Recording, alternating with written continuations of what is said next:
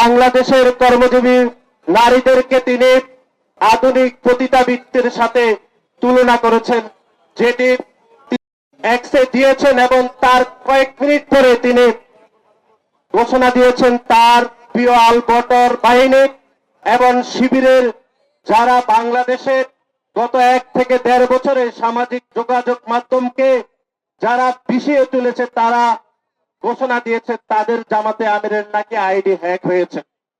আমরা স্পষ্ট ভাষায় বলতে চাই, বাংলাদেশের মানুষ আর আপনাদের মতো এত কাঁচা মাথা নিয়ে এখন আর ঘুরে না। বাংলাদেশের মানুষ এখন ইন্টারনেট ব্যবহার করতে জানে। আমরা সকলেই জানি যে সাবেক যে টুইটার অথবা এক্স সেটি যদি ভেরিফাইড হয়ে থাকে, সেটি যদি হ্যাকও হয়ে থাকে, তাহলে একটা নির্দিষ্ট সময় পর্যন্ত সেটিকে রিকভারি করতে সময় লাগে। সুতরাং আপনি যদি বলেন 5 মিনিটের মধ্যে আপনার আইডি হ্যাক হয়েছে, সেরকম অসত্য মিথ্যা প্রতারণাপূর্ণ বক্তব্য বাংলাদেশের মানুষ বিশ্বাস করে না। আমরা মনে করে আপনি আল জাজিরাতে যে বক্তব্য দিয়েছেন সেই বক্তব্যের এক্সটেন্ড ভার্সনই আপনি আপনার টুইটারে আপনি দিয়েছেন এবং এটি আপনার মনের বক্তব্য বলে আমরা মনে করি। আমরা বলছি ওনার মাথায় আসলে হ্যাক হয়েছে এবং ওনার মুখোশ উনি নিজেই উন্মোচন করেছেন।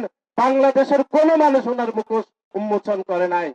সুতরাং সংগ্রামী ভাই এবং বন্ধুরা, আপনারা এই জামাতে ইসলাম এবং শিবিরের এই ভোট আইডি থেকে সতর্ক থাকতে হবে। তারা এখনো বাংলাদেশের মানুষকে বিভ্রান্ত করছে, বাংলাদেশের সাধারণ শিক্ষার্থীদেরকে বিশেষ করে নারী শিক্ষার্থীদেরকে বিভ্রান্ত করে তারা বুঝ দিচ্ছে যে জামাত ইসলামের আমিরের নাকি আইডি হ্যাক হয়েছে।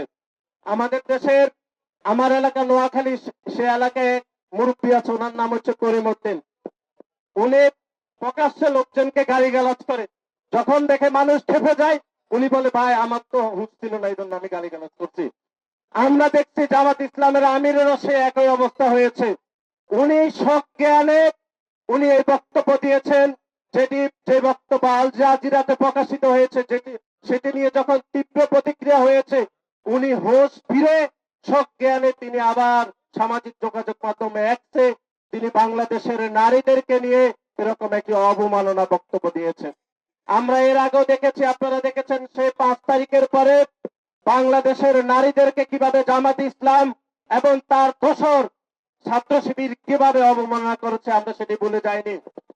আপনারা দেখেছেন যে চট্টগ্রামে একজন রাজনৈতিক নারী কর্মীকে কিভাবে পিছন থেকে লাঠি দিয়ে তাকে হত্যা চেষ্টা করা হয়েছিল এবং যে জামাতি ইসলামের সন্ত্রাসী যে হত্যা চেষ্টা করেছিল তাকে জেলে প্রেরণ করা হয়েছিল, কিন্তু 2 দিনের মাথায় সে জেল থেকে বের হয়েছিল।